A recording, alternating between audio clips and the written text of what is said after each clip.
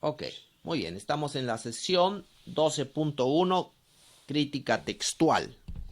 Este es un tema muy importante que tiene que ver con comprender las diferentes variantes textuales del Antiguo Testamento y cómo nosotros podemos hacer una evaluación de esas variantes textuales. Así que primero es importante, quizá con esta introducción les puede ayudar a entender qué cosa es el criticismo textual. Hay un libro que me parece que da los conceptos importantes de criticismo textual. Es este libro que está en inglés, Old Testament Textual Criticism, A Practical Introduction, por Elias Brodsman y Eric eh, Trulli. Está en Google Books. Algo interesante, bueno, en español, yo he estado buscando información en español de criticismo textual y el documento que he colgado ahí es el único documento que he encontrado de criticismo textual en español. Interesante, lo cual me lleva a una reflexión de poder escribir un material de criticismo textual en español, pero porque en inglés hay un montón, pero en español no veo muchos materiales en español. Um, ¿Qué cosa es criticismo textual? Para entender este tema, voy a llevarlos a leer. Aquí hay dos textos. A ver, ustedes van a leer. ¿Quién me lee Génesis 10:4? ¿Quién lo puede leer? Por favor, léalo. Génesis 10:4. ¿Alguien puede leer Génesis 10:4? Yo, pastor, A ver, léelo, por favor. dice, los hijos de Javán, Elisa, Tarsis, Quitín y Rodanín. Y, y el último nombre, ¿cómo dice? Rodanín. Rodanín. Ok, perfecto. Está con la Rodanín. Ok, ¿alguien puede leer Primera de Crónicas 1:7? En el Los mío, hijos de pastor, Jabá, está con D. Elisa, Tarsi, Kití y Rodanim. Rodanín, ok. Pueden apagar ahora sí sus micrófonos. En ambos casos, en sus Biblias españolas, se traduce como Rodanín, ok. Sin embargo, en la Biblia hebrea no aparece así. En la Biblia hebrea, cuando uno va a la Biblia hebrea, lo que está en amarillo aquí no dice Rodanín. Aquí no dice Rodanín. Lo que está en amarillo. En Génesis 10:4 no dice Rodanín, dice Dodanín. Dodanín. Y en Primera de Crónicas 1:7 dice Rodanín. Es la misma información, estamos hablando de la misma información, sin embargo, nos estamos dando cuenta que en la escritura es diferente en Génesis 10:4 y en Primera de Crónicas 1:7. ¿Por qué? Bueno, hay una explicación muy interesante. Resulta que esta letra que está aquí, la Dalet, es la D, esta es la letra D, es muy parecida a la letra, a la Resh, que es esta de aquí, es muy parecida. Y esta es la letra R. Entonces, lo que ha pasado, parece ser que lo que ha pasado es que el copista que ha copiado, al momento de copiar los textos, se confundió y confundió la letra. Confundió la letra. Es muy probable que eso es lo que ha ocurrido. Son las letras muy parecidas. Y copió, en vez de copiar Rodanín, copió Dodanín. Entonces, o viceversa. Entonces, una de los dos. Uno copió al otro mal o uno de ellos copió mal. El asunto está que al momento del copiado del texto se cometió el error. ¿Ok? Estábamos viendo que entonces que en el texto bíblico, en la Biblia, encontramos dos versiones de este nombre. Una con D y otra con Resh, ¿no? Con D y con Dalet y con Resh, con la letra D y con la letra R en español. Entonces, ¿a qué se debe esta diferencia? Estoy explicando que se debe a un error de copiado. ¿Ok? Ese sería un error de copiado. Y no es el único en este versículo. En realidad no es el único. Porque luego tenemos otro. Aquí tenemos. A ver, ¿quién me encuentra la diferencia entre esto y esto? ¿Existe alguna diferencia entre esos dos términos? Hay una A encima en el Génesis 10:4 y una A y abajo en 1 Corintios, de Crónicas, no. Ya, aparte, No, aparte hay de la una letra letra A, aumentada aparte de ahí. esa letra A. La Una, última, una letra aumentada, la la última. última letra, ajá, ajá, la última. Acá tenemos una letra extra, ¿no es cierto? Ok. Una consonante extra. Ok. Entonces, tenemos algunas situaciones en las cuales al momento de comparar nos damos cuenta que existe ciertas añadiduras, ciertas faltas, y entonces, ¿qué hace el criticismo textual? Se dedica a analizar justamente estas diferencias. Es la ciencia que se dedica a analizar las diferencias entre los textos para saber cuál es el texto original, cuál debería ser la forma de escritura o la forma la forma como escribieron realmente los profetas y los autores bíblicos. Entonces parece ser que hay ciertos errores al momento del copiado y la ciencia del criticismo textual trata de analizar cuáles son esos errores, a qué se deben y tratar de investigar cuál ha sido el texto original. Porque ustedes están viendo en sus propios ojos, yo solo estoy colocando un ejemplo nada más de que esto ocurre en la Biblia, ocurre algunos ciertos errores de copiado, ¿no es cierto? Entonces la ciencia y criticismo textual se dedica a analizar justamente a qué se deben esos errores, cuáles serían las causas y cuál sería el texto original. ¿Alguna pregunta hasta aquí? Pastor, ¿tiene que ser la diferencia entre dos textos similares? Eh, no necesariamente, no necesariamente porque la diferencia se debe a, en este caso yo estoy comparando dos textos de la Biblia, ¿no? Uno es de Génesis y el otro de Crónicas. Pero en otros casos vamos a comparar el mismo texto, pero en diferentes manuscritos. Entonces, por ejemplo, aquí en la siguiente vista, ustedes están viendo que existen, ya ustedes han analizado, hemos tenido una clase donde hemos hablado del Pentateuco samaritano, ¿no? Hemos hablado del texto masorético, hemos hablado de eso. También hemos hablado de algunas versiones antiguas como la Septuaginta, aquí está, en la derecha. Entonces, pero no son las únicas. Hay varios manuscritos antiguos. Hay varios manuscritos antiguos. Entonces tenemos el texto masorético, el Pentateuco samaritano, la versión de Aquila, la versión de Símaco, la versión de Teodosio, la versión siriaca, los targúmenes, la Vulgata, la antigua versión latina, la versión sagírica, la versión copta, la versión etíope, la versión árabe, la versión armenia. Tenemos muchos manuscritos antiguos, muchos manuscritos. Y estos no son los únicos, hay muchos más.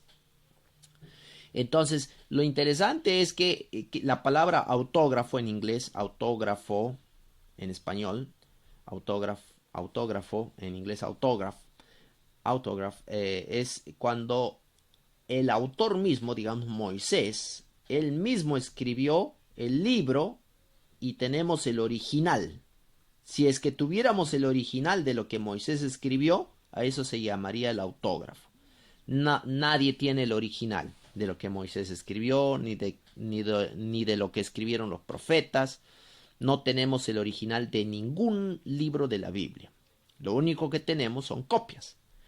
Entonces, las copias que tenemos de ese autógrafo son el texto masorético, tenemos una traducción de la Septuaginta, y tenemos el Pentateuco samaritano, y tenemos otros copias que son los que están en Qumran. Estos son los que están en Qumran. ¿Ok? Entonces tenemos estos cuatro copias básicas, copias de los autógrafos. De estas 4 líneas principales se derivan muchas otras. ¿Por qué? Porque del texto masorético, perdón, de la Septuaginta, tenemos la Septuaginta en lenguaje antiguo, y luego tenemos el latín, el antiguo latín, tenemos el texto protoluciano, tenemos que el texto protoluciano es una mezcla entre la Septuaginta y el texto masorético. El texto masorético dio lugar a otras versiones como la Vulgata, la versión de Aquila, la versión de Aquila y el texto de Proto-Teodosio. Aquí dieron lugar a la Exapla de Orígenes. Entonces ustedes se dan cuenta cómo el copiado, uno copia al otro y el otro copia al otro, origina diferentes versiones, si queremos llamarlo así, del autógrafo. ¿Ok? El error, los errores introducidos pueden ser introducidos debido al copiado que existe. Cuando se copian los textos de un manuscrito a otro, entonces empiezan a originar ciertos errores. Entonces vamos a hablar de algunos de los errores, por ejemplo. Hay dos tipos de errores de copiado. Hay dos tipos. Uno de ellos son los errores que no son intencionales, y otro tipo de errores intencionales. Se dividen en dos tipos de errores: errores intencionales y errores no intencionales. ¿Ok? Pero antes de hablar de estos errores, quisiera ir al material que estábamos hablando acerca de estos diferentes tipos de texto. Quisiera revisar un poquito, por ejemplo, lo que está aquí. Este material que colgué, los manuscritos de la Biblia y la crítica textual. Muy interesante el material de Verbo Divino. Quiero, por ejemplo, ir a... Aquí me gusta mucho este material porque habla sobre los diferentes manuscritos en manera resumida. No está demasiado amplio ni demasiado resumido. Habla de bastantes temas interesantes. Pero aquí yo quiero ir a lo que es el Antiguo Testamento. Y aquí está el texto del Antiguo Testamento. Y en esta porción del texto del Antiguo Testamento tenemos... quiero ir a la Septuaginta. Algo que quizá no compartí con ustedes de manera muy profunda, pero quiero leer aquí acerca de la Septuaginta. Aquí, ¿qué es los 70? La versión griega de las escrituras, los 70 o la Septuaginta. Y quiero leer con ustedes esta porción del texto, de este texto, que dice lo siguiente: su origen, ¿dónde se originó la Septuaginta? Recordemos que los 70 ve la luz en Alejandría hacia mitad del siglo III antes de nuestra era, en un ambiente judío de expresión griega. Según la carta de Aristeas, siglo II a.C., se habría debido a la iniciativa del fundador de la biblioteca de Alejandría, que se llamaba Demetrio de Falero. O sea, esta era una biblioteca muy famosa en el mundo antiguo. Lo que ellos querían tener es una copia de la Biblia. Así que pidieron a los judíos que trajeran una copia de la Biblia. ¿Parece alguien quiere decir algo? Pastor Michel, buenos días. Buenos días. Una preguntita, pastor. Sí.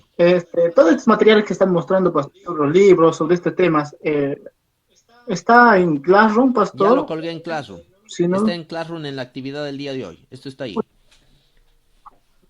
Ya, muchas gracias, pastor. Y aparte, pastor, quisiera pedirle que si es que tendría materiales aparte de esto, referentes o similares, nos gustaría que nos comparte, pastor, para poder ir armando nuestra biblioteca también, por favor. Ok, no hay problema.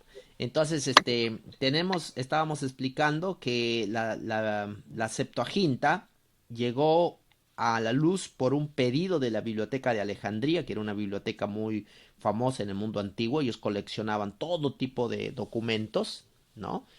Estamos hablando del siglo II a.C. Y en este pedido dice: sugiere al rey Ptolomeo II Filadelfo que pida al sumo sacerdote de Jerusalén, ancianos competentes en la ciencia de su ley, para traducirla a la lengua griega. Entonces ellos hacen un pedido: por favor, queremos una versión griega de su Torá, de todo el Antiguo Testamento. Queremos una copia de eso. para tenerlo en nuestra biblioteca. Así que los sabios judíos deben ser 6 de cada una de las tribus de Israel, siendo en total 72. Pero Flavio Josefo y algunos padres hablan de 70. De ahí la traducción de los 70, abreviada en los 70 e indicada por las siglas que en números romanos es LXX, que es 70, ¿no? Entonces la Septuaginta se originó por un pedido de copiar. Justamente querían tener una copia del texto sagrado. Entonces, justamente lo que estamos hablando aquí, como ustedes ven, en este gráfico, tenemos el autógrafo escrito por los profetas mismos, y luego ese autógrafo llegó a ser traducido al griego y se originó la Septuaginta. Pero esa misma Septuaginta después dio origen a otros textos que derivaron de la Septuaginta. Entonces tenemos una copia de copias de copias que se generan, y eso hace que tengamos diferentes versiones o manuscritos de la Biblia. Entre todos esos manuscritos de la Biblia, los más antiguos y los más importantes son el Pentateuco samaritano, el texto que está detrás de la Septuaginta. Este es un texto teórico. Supuestamente esto es algo teórico porque no tenemos ese texto. Este de aquí no lo tenemos. Posiblemente parcialmente lo tenemos en el texto en las cuevas de Qumran. El texto masorético, esto sí lo tenemos, y lo que tenemos son otras copias en las cuevas de Qumran. Así que tenemos estos 3 textos, 1, 2 y 3. Estos son los textos que tenemos. Muy bien. Y también la Septuaginta, 4. Estos son los textos que tenemos. Entonces, ahora, decíamos que los errores ocurren de 2 maneras. Tenemos errores no intencionales y errores intencionales. Por ejemplo, ¿cuáles son esos errores no intencionales? Son errores relacionados con el texto. A veces hay confusión en las letras. La división de palabras es equivocada. La vocalización es equivocada. Hay abreviaciones. Existen 2 palabras aquí que se llama homoiteleuton y homoioarcton. No se preocupen, se va a explicar esto. También tenemos errores relacionados con el escriba. Por ejemplo, la aplografía, vamos a ver ese término. La ditografía, la transposición o metátesis. Así que todo esto son errores de copiado. Y también tenemos errores relacionados al dictado. Hay palabras que tienen sonidos similares, ¿no? Que cuando están copiando, al momento de escuchar estas palabras, suena igual, muy parecido, y se comete un error de copiado. Entonces, por ese motivo, también tenemos este otro error relacionados a sonidos similares. Ahora, los errores intencionales son enmendaciones de los escribas, omisiones de los escribas, glosas explicatorias y eufemismos.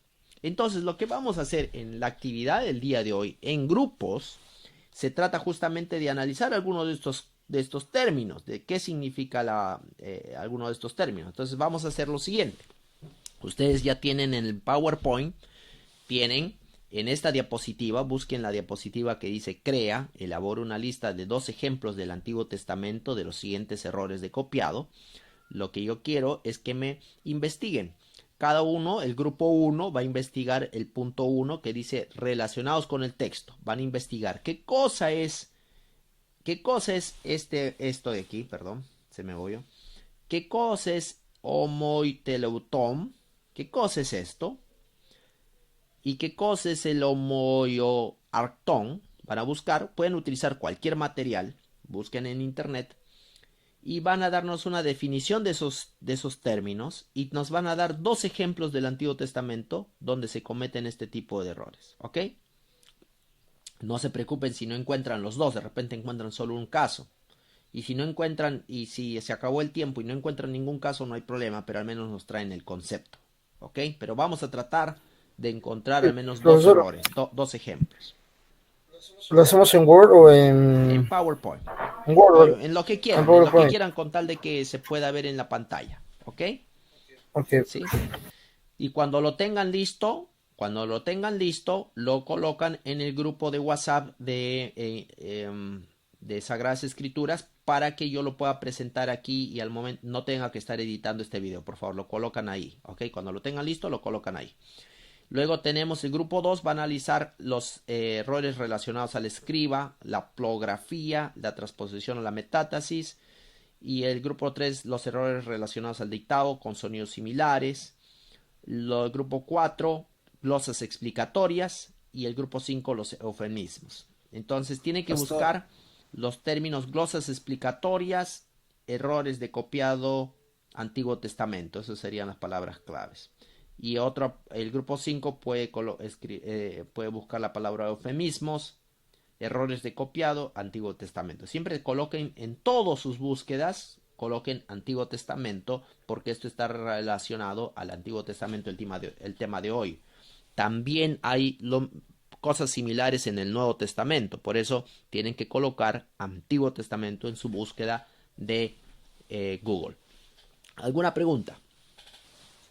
Pastor, vamos a hacer el grupo solo una misma diapositiva todos, Sí, ¿verdad? solo una Y eso es diapositiva, lo que- nada más. Y todo el grupo subimos esa misma diapositiva al Classroom.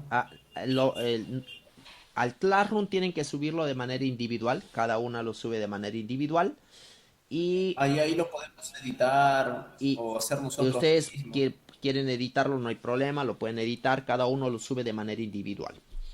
Pero al grupo de WhatsApp lo van a enviar todos juntos, ¿ok? Una sola, Ya, pastor. una sola, ¿ok? Una ¿Qué sola por el teníamos que grupo. hacer? No, mi internet se cortó cuando estaba explicando la parte que teníamos que hacer. Ya. ¿Quieres que explique de nuevo? Ajá, breve nada más, Ya. pastor, porque sí he entendido Ya. alguna. Lo que tienen que hacer es, aquí en la diapositiva hay una que dice crea. Ahí cada grupo tiene una actividad. El grupo 1 va a ser el 1, el grupo 2 el 2, 3, 4 y 5 así. Y entonces lo que tienen que hacer es buscar cuál es el significado de estos términos que están ahí, ¿no? Y mencionar 2 ejemplos del Antiguo Testamento que se relacionan a estos errores de copiado. Entonces van a colocar las palabras claves que van a utilizar en Google son, por ejemplo, homoteleuton, homoioteleuton, errores de copiado, Antiguo Testamento. Así tendrían que buscarlo en Google. ¿Ok? Muy bien. Entonces nos dividimos ahora en grupos. Buenos días, lo poco que hemos podido. Hola, ¿me escuchan? Sí. ¿Llegaste, Joel? Sí. Bueno, voy a dar lectura a lo que hemos tenido un poco acerca de lo que hemos investigado. Marcelo, Joel, presenta no la te pantalla. escuchamos. Tu micrófono sí está prendido, pero no te escuchamos. Hola, ¿me escuchan? Sí te escuchamos, amigo. Fuerte y Sí. claro. Marcelo, Andy, ¿tú vas a exponerlo, Andy? Joder, amigo. Homoiteleuton o homeoteleuton también es llamado similidesinencia, que es una de las figuras de repetición que consiste en la igualdad o semejanza de los sonidos finales de las palabras que cierran los enunciados consecutivos. Hemos podido encontrar esa. Y otro que hemos encontrado que en el libro que usted también nos dio es que una de las grandes causas de error es el salto de un copista de lo mismo a lo mismo o salto visual. Es decir, que el ojo salta por encima un cierto número de palabras o de líneas por una expresión que se reproduce de modo idéntico o termina de la misma manera. Y bueno, y un poco más adelante del texto. Un ejemplo que hemos podido encontrar es en Juan 12:8, que dice así: porque a los pobres siempre los tendréis con vosotros, mas a mí no siempre me tendréis. Es uno de los que hemos encontrado junto con Oseas 11, que bueno, no lo hemos podido copiar por el tiempo, pero eso es lo que hemos podido encontrar básicamente, pastor, en homoiteleuton. Mientras que homoioarton hemos solamente encontrado un concepto, mas no hemos podido encontrar el versículo. El homoioarton es una omisión causada por dos palabras u oares que terminan de manera similar, o sea que son parecidos. El homoioarton es una omisión causada por dos pares que comienzan de manera similar. A veces estos se llaman parablepsis, que significa supervisión o visión defectuosa. Esto puede suceder con números y con palabras. Por ejemplo, al copiar el número 523, 432, 600, 732, sería fácil para el ojo humano saltar del 432 a 732, debido a sus terminaciones, ¿no?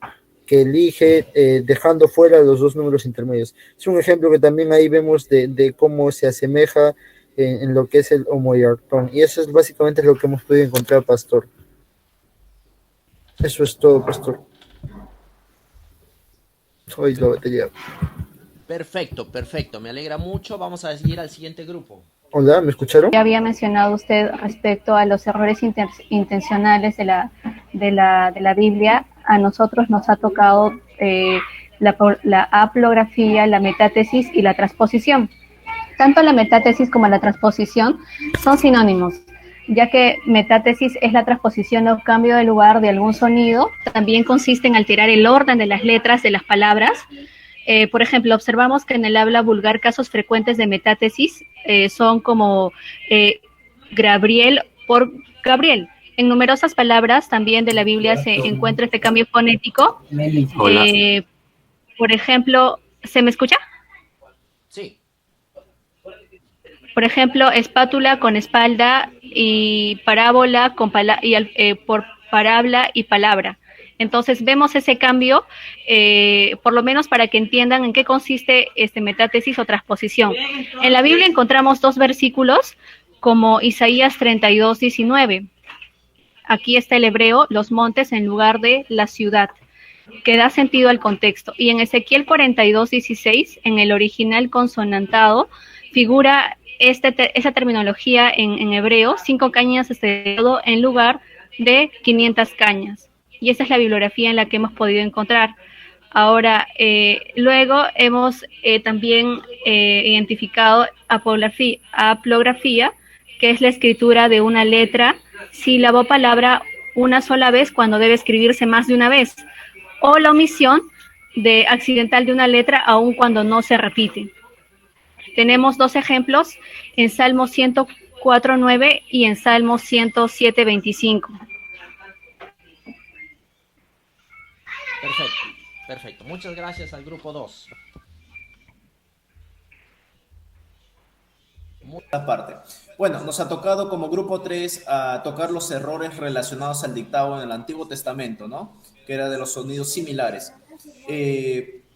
Entonces, a ver, dice, hemos encontrado esta parte que como grupo le hemos seleccionado porque es lo fundamental, creemos nosotros, en el lado del dictado, que es los errores. Dice, cuando los escribas copiaban los manuscritos por medio del dictado, se cometían errores de audición. Por ejemplo, las vocales, los diptongos u otros sonidos lo oían mal. En la Biblia, bueno, esta parte lo va a explicar el compañero Curitumay, pero básicamente, Pastor, había muchos errores gramaticales antiguamente, ¿no? Ellos escuchaban la parte ya leída, lo leían y ellos escuchaban mal y copiaban mal. Entonces, tenían sonidos, los sonidos lo oían mal. Es como decir, había un ejemplo ahí claramente que decía, por ejemplo, en vez de, decía cabello y en vez de escuchar cabello escribían caballo, ¿no? Era algo así. Entonces, para entrar más a fondo a los ejemplos, el compañero Curitumay va a explicar esa parte. Ok, gracias amigo. Yo les voy a explicar acerca del primero y el segundo lo va a explicar nuestro amigo Jason. ¿Ok? Sigue diciendo el párrafo. En la Biblia samaritana, la Septuaginta, concuerdan en te cuidarás de hablar, en tanto que el texto masorético dice simplemente hablarás. Ahora, ¿por qué saqué esta palabra? Porque acá claramente se está viendo este error de sonidos similares, ya que cambiaron el significado de te cuidarás de decir con hablarás en estas dos palabras, porque una fue presentada por la Septuaginta y la otra que es presentada por el texto masorético. Y ahora mi compañero Jason nos va a hablar acerca del ejemplo de Segunda de Reyes. Bien, En Segunda de Reyes 24:8 nosotros encontramos que Joaquín tenía 18 años cuando inicia a reinar. Sin embargo, en Segunda de Crónicas 36:9 menciona que apenas tenía 8 años. Entonces, lo más probable es que sea un error de audición confundiendo 18 por 8, ¿no? Eso se puede ver una evidencia también.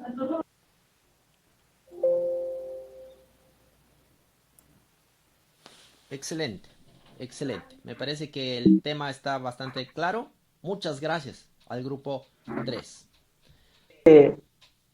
Existen muchas glosas explicatorias que intentan escribir a la Biblia de manera que intentan traducir o comentar correctamente, ¿no? Ya que sabemos que las glosas explicatorias son palabras o frases que se adicionan a los textos para su mejor comprensión, significado de la palabra original. Ahí vemos algunos ejemplos. Por ejemplo, ahí en la lectura superficial del libro los libros de Samuel no revela las anomalías de composición que ofrece. Fijando la atención, se observa entre unos textos y otros algunas divergencias notables. Hay, por ejemplo, 1 Samuel 16, del 14 al 23, y también 1 Samuel 17, versículos 55 al 58, ¿no? Allí unos son favorables a la monarquía. Ahí también vemos otros ejemplos, y otros son contrarios también. Los primeros representan la tradición de Gilgal o Caigala, ¿no? Y los segundos de la de Masa. Las narraciones dobles son varias, 2 veces se centra David en el palacio, ¿no?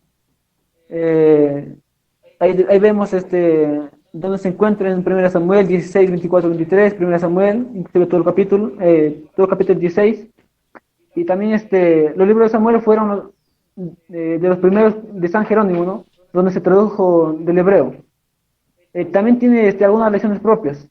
Allí vemos en 1 Samuel 15, 4, 17, 18, 30, 20, ¿no?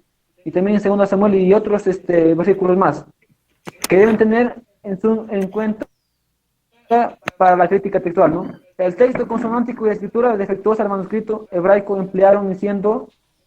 hicieron que no siempre lograra San Jerónimo una tradición feliz. Entonces ahí vemos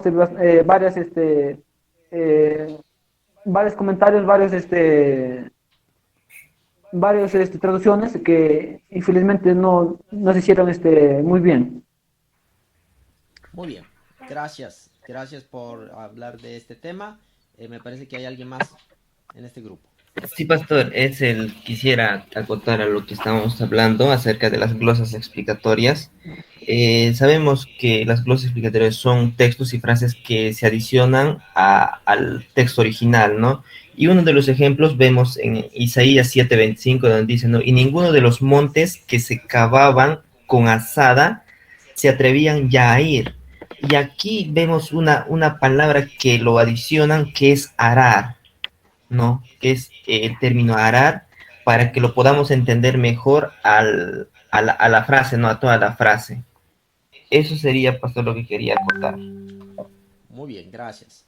Entonces, allí hay una nota de cautela con relación a las glosas explicatorias, y es la siguiente, que a veces se considera, hay una corriente de estudiosos que nosotros normalmente los llamamos la corriente de la alta crítica, que ellos argumentan que varias porciones de la Biblia han sido compuestas por diferentes autores en diferentes momentos de la historia. Entonces hay algunos que a mi juicio mal identifican algunas glosas explicatorias, así que en algunos de estos documentos que ustedes han mencionado, por ejemplo en el caso anterior, en el grupo, en esta diapositiva de la que estaba en color azul, se mencionan varias porciones del texto.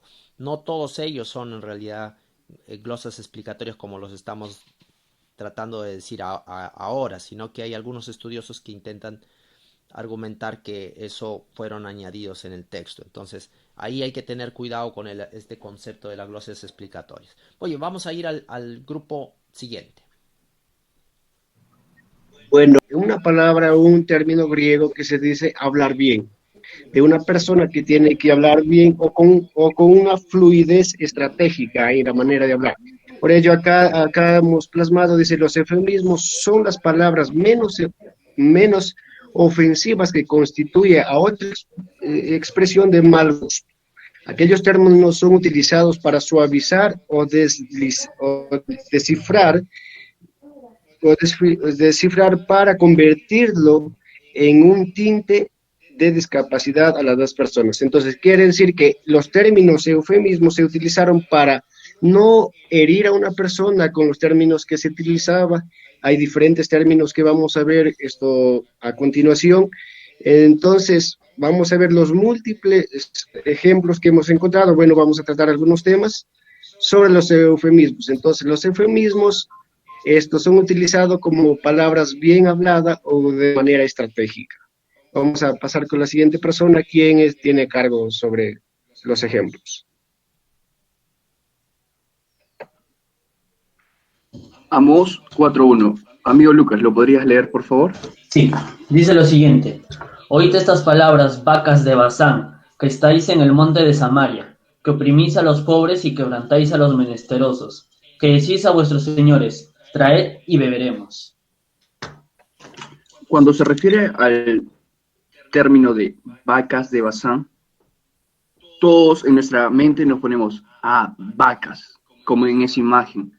Pero lo que se estaba refiriendo, en verdad sí habían vacas de Basán, estaban por el Jordán, comían buen pasto, estaban bien alimentadas, pero a eso no se referíamos. Se refería a las mujeres ricas que utilizaban su dinero para ostentar vestidos, joyas y todas esas cosas. Eso era el término que vemos en eufemismos. Jueces 3:24 dice, después de haber salido, vinieron los siervos y miraron, y aquí las puertas de la sala de la terraza tenían pasado el cerrojo, y dijeron, sin duda está haciendo en la sala del verano. Muy bien. Como decía el texto acá, estaba aclarando un poco ya los términos. Cubrir los pies, ¿no? Que como lo dice la Biblia, generalmente, sin duda no es otra cosa más que hacer necesidades, ¿no? En un contexto en el cual este rey moabita fue herido mortalmente, pues va a sonar un poco fuerte lo que voy a decir, pero se derramó sus excrementos, entonces sus siervos pensaron que él estaba haciendo sus necesidades normalmente y por eso dijeron, cubre sus pies en la sala de verano. Como decía, lo disfrazaron este término para que no suene tan grotesco, ¿no? A la vista, o mejor dicho, claro, a la vista del lector. Eso sería todo. Muy bien, gracias. Bueno, quizá aquí una nota adicional a lo que ustedes han expuesto acerca de los eufemismos. Como ustedes han dicho, los eufemismos se utilizan para no utilizar conceptos grotescos que hieran la susceptibilidad del oyente. Se sustituyen esos términos por otros términos.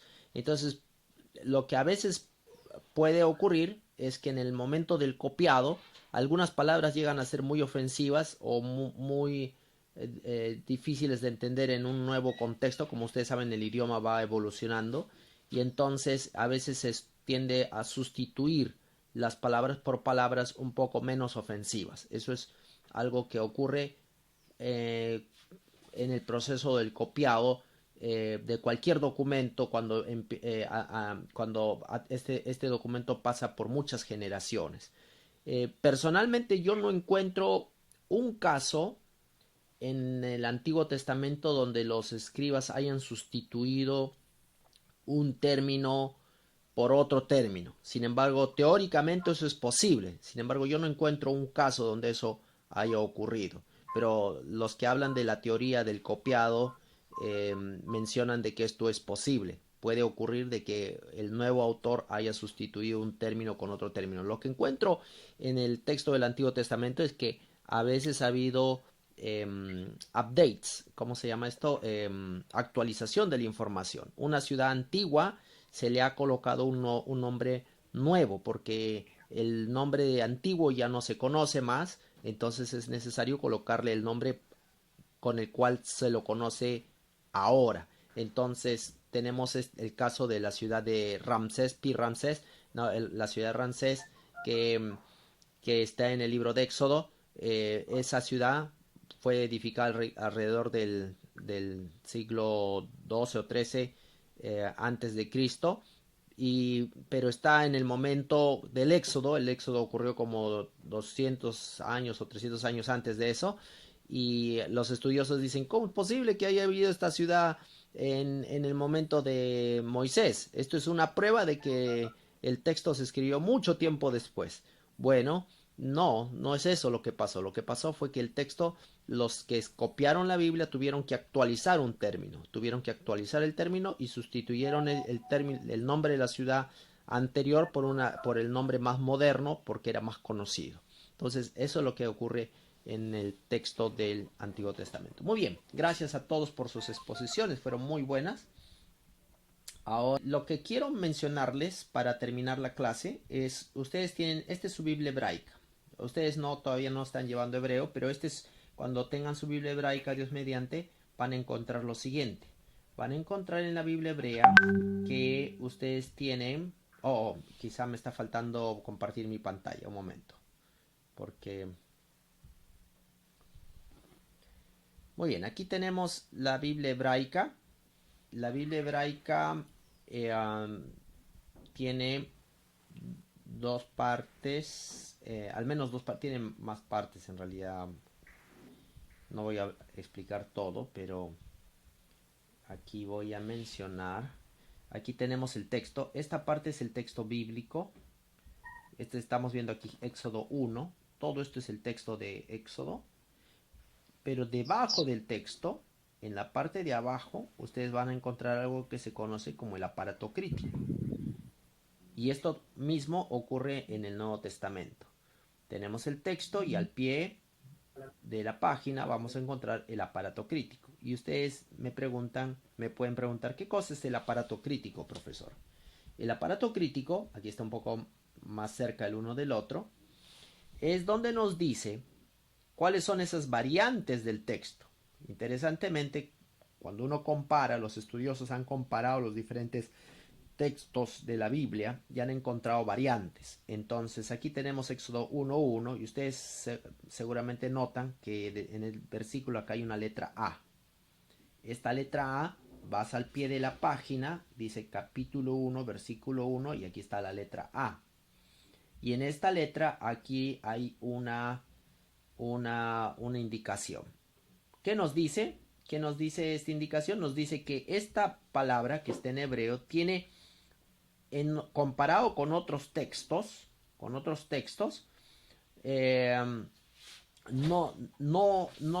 se encuentra. Esto me parece lo que significa aquí. Significa no se encuentra en la Septuaginta esta palabra. No se encuentra esta palabra. Entonces quiere decir que uno compara el texto masorético con otros textos y no van a encontrar esta palabra. Entonces, y cada vez que tú lees el texto masorético vas a encontrar estos pequeños llamados de pie de página, y abajo del texto vas a encontrar la explicación, qué significa, y vas a encontrar qué es lo que significa, cómo está comparado este texto con otros textos que son los textos que hemos visto anteriormente aquí, ¿no? Aquí hay una comparación entre el texto masorético, el Pentateuco samaritano, la Septuaginta. Los estudiosos han hecho una comparación entre todos estos textos. Han comparado todos estos textos. Y te han escrito al pie del documento, te han escrito cuáles son esas diferentes variaciones del texto. ¿Cuáles son esas diferentes variaciones del texto? ¿Ok? Entonces, de manera que tú puedas saber... en la Septuaginta dice así, en el texto samaritano dice así, en el texto de Qumran dice así, y vas a poder hacer una evaluación de cuál es la mejor lectura del texto. Ahora, eso se conoce como la ciencia de la crítica textual. Ustedes todavía no están en ese punto, pero es importante que sepan que existen diferentes variaciones del texto en los diferentes manuscritos que se han encontrado. Ahora, acá hay algo importante que resaltar. Ninguna de estas variaciones cambia la teología del texto. Las enseñanzas principales del texto del Antiguo Testamento no cambian. No hay ninguna nueva doctrina que va a surgir. Si tú comparas todas las variaciones, no va a surgir ninguna nueva doctrina. No es que ahora vamos a tener 2 dioses en vez de tener uno, o de que la tierra se creó en 6 días en vez de crearse en 7 días. No existe ese tipo de variaciones. Las doctrinas no cambian, ningún aspecto doctrinal cambia.